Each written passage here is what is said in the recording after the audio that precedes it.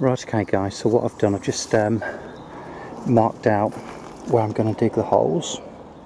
Different ways of doing it, but I had some spare bits of timber knocking around, so I decided to do it this way. So basically I've run a line all the way to the top there, okay, so my posts need to be inside that line, and I'm going to dig holes at 1500mm intervals, in other words 1.5 metres, okay. Over here I'm going to use some fence panels which have already been made up, so I've just sort of like I'm going to follow this line pretty much down here. I'm going to replace these planks with some string, put a string line down there. I just did this quickly the other night, and I'm going to basically the fence panels are 1.825 metres in length, 1825mm, so basically just sort of like marked. Basically these timbers here, look, the middle of that represents where I need to dig a hole basically, okay, and so that's that sorted out. So just setting up the store really. I've got some bricks there which I'm going to use to support the bottoms of the fences, and also it's a hell of a lot cheaper using these. They're engineering bricks, you normally have them underground. They're quite impervious to water and they're quite strong actually, and so anyway, relatively inexpensive, certainly cheaper than buying gravel boards. So anyway, what I'm going to do is start digging out these holes. I bought some of this stuff here, look. It's basically some external wood preserver. I've decided to go for this particular one. I'm not sure what anybody else would use, but it helps to waterproof and preserve against rot and decay. So basically I'm just sticking these in there. They're going to be there for a few hours, just soaking the stuff up. I know they've previously been treated, they're tannalised wood. Don't know how long ago, but anyway, it will just give them a little bit, it will make them last longer, hopefully. So anyway, they're just going to be soaking there for a few hours, and then I'll swap them over with some of the remaining timbers over there.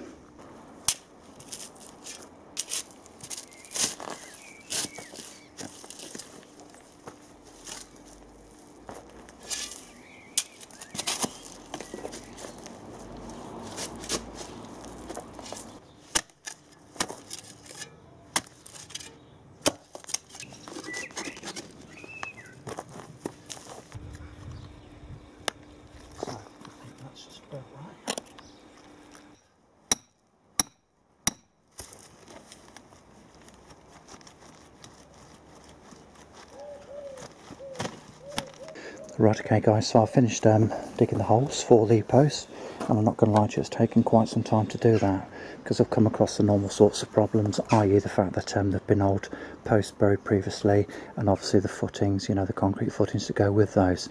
So that's taken quite a few hours to dig those holes out, and to enable me to be in a position where I can start thinking about, you know, actually putting the posts in. Now, before we get to that, in terms of the actual panels then, what I'm going to do, so the posts are going to be 1.5 metres, 1500mm apart. I'm going to set out the old decking panels in this sort of format here.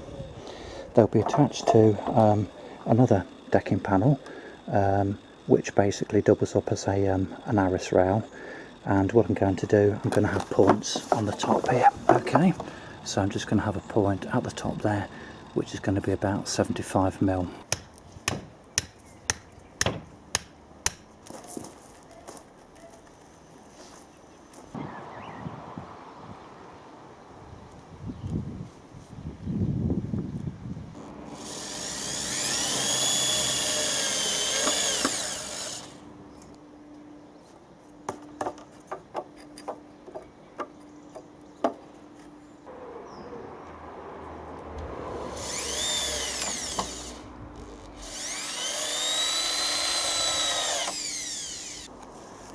Right, okay, so it's Saturday morning. I've got my son Jared here helping me today, an extra pair of skilled hands.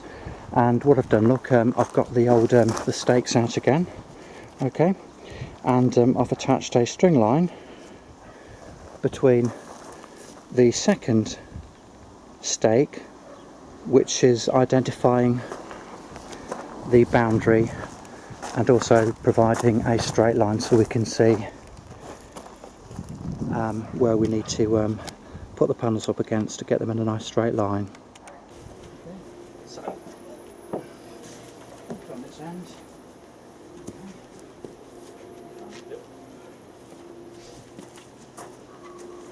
I'll need this over here as much as I can. Let me pull over this way a bit more. Will it go a bit more, Josh? It's right against the edge. Is it? Right, I might need to just pull that back a little bit then. Just have to go at these holes, yeah? It's not bad. Watch that.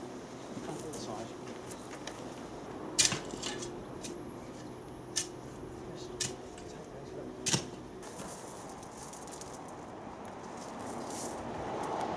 Not to do the same part.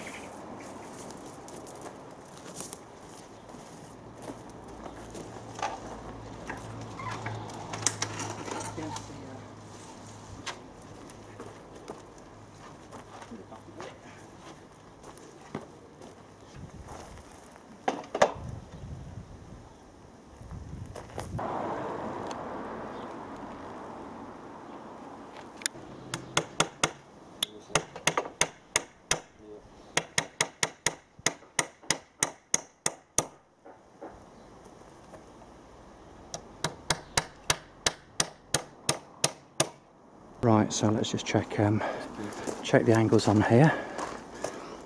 Right, bang in the middle where it's supposed to be. Okay. Check for plumb. Gorgeous. Perfectamundo. Okay. And on the edge. Perfect again.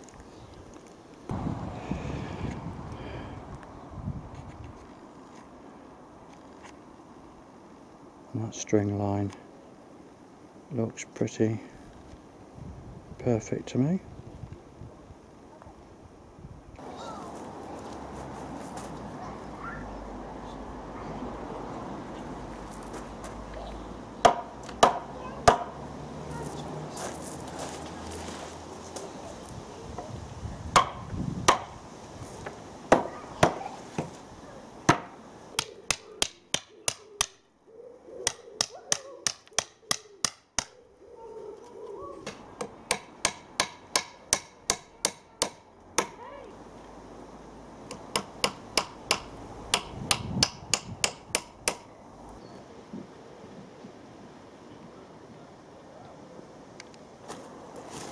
Third.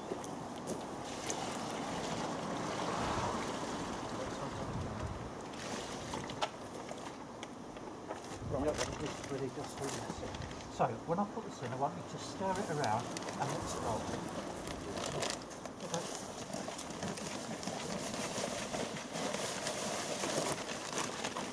Let me get it in evenly.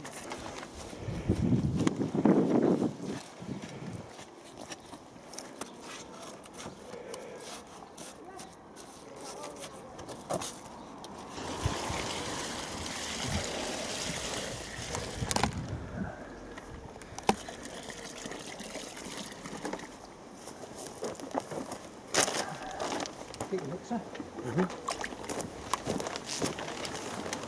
There's enough water to put a little bit on top as well.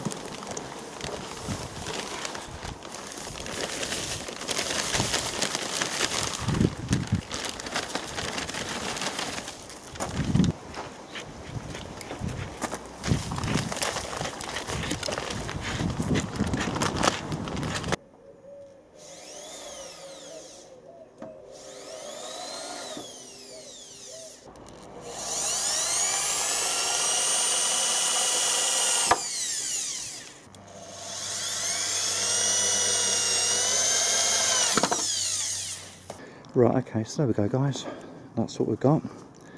So the framework is in place, all the posts are, have been sunk at a good couple of feet in the ground. So it's absolutely solid and absolutely every single bit of timber is plumb. So you can probably notice that the top and the bottom rails, that's new decking, okay. And the uprights, the fence posts, they're the old joists really, which were the subdecking for the the subframe for the decking area.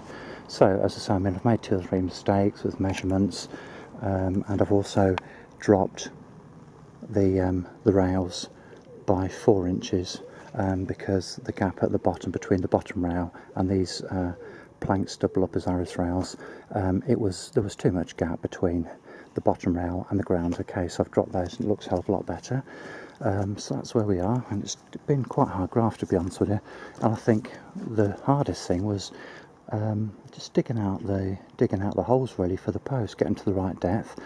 Main obstacles were footings from previous posts, which have been set using concrete, and it's bloody hard graft digging those out, chopping them out, and we've had a heat wave over here as well, so that's been really hard graft. But anyway, the framework's up, and I'm actually very proud of it. It's extremely solid.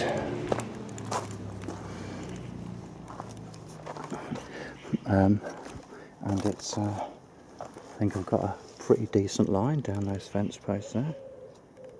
Okay, there's one post which is a little bit out of sync, but that ain't too bad really. Okay, and as I say, you can put a spirit level on any one of these horizontal or vertical pieces of timber, and they're going to be absolutely perfect. Now I know that some people are going to say that the footings of the post crate, they should be slightly above the ground, and perhaps I should have put a bit more in, to be honest with you. What I've tried to do is to you know, get a little bit of an angle on, so you know, water does go down, it doesn't sort of like sit against a post. I'm not going to fill the top with dirt, okay. I'm going to put gravel in there, and so you know, the water will sink, and hopefully give some decent drainage there. So that's what we've ended up with. I'm very pleased with it, and so the next thing to do, I've got another day of work tomorrow, so the next thing to do, I want to paint these fences. I mean, I might have to go tonight actually, and then basically the uprights are going to be, between that distance there, 1.5 metres, I can get 9 of those uprights with a nice little space in between it. Okay, so anyway, I'm really pleased with it. I think I've done a pretty good job. I'm very grateful for Jared's help. It's been extremely helpful, and you know, I think this is a good basis to start finishing off the fence. And this postcrete, incidentally, it's bloody good stuff. I mean, yeah, you can make footings a lot cheaper by you know, mixing up your own stuff, but it takes a lot, you know, quite a while to set, and but it is a lot cheaper. But if you're sort of, you know, just a 1 or 2 man gang, as it were, and this stuff sets so quickly, and it's much better because it just means you can do a hell of a lot more. But anyway, I'll get back to you in a bit. Let's see if I can get through today without knocking this over.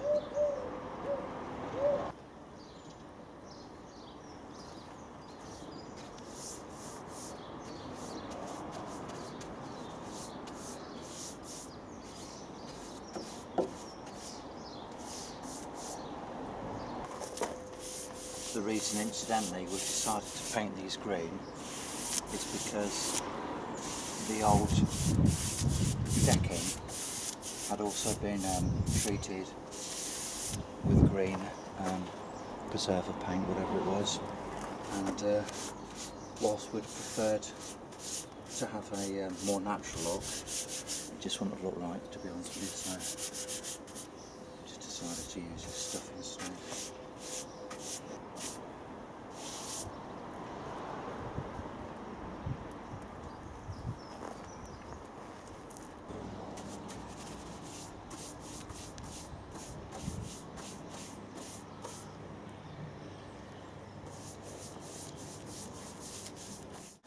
Right, okay guys, so all of those timbers have been treated. They've had one coat of treatment, and I've done it on both sides as well.